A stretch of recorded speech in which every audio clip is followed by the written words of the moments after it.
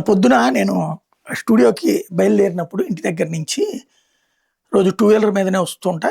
ఆ వస్తున్నప్పుడు మామూలుగా స్కూల్ బస్సులు, కాలేజీల బస్సులు అన్నీ వెళ్ళిపోతున్నాయి.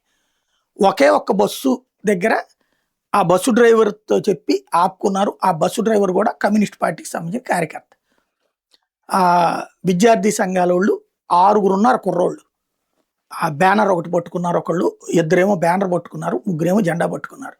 బస్సును అట్లాగుంచి దాని ముందు వీళ్ళు అట్లాగా నుంచుని ఫోటో దిగారు. బంద్ అయిపోయింది. ఇప్పుడు ఇవాళ పేపర్ చూస్తే, సాక్షి చూస్తే ఆశ్చర్యం వేసిందనమాట.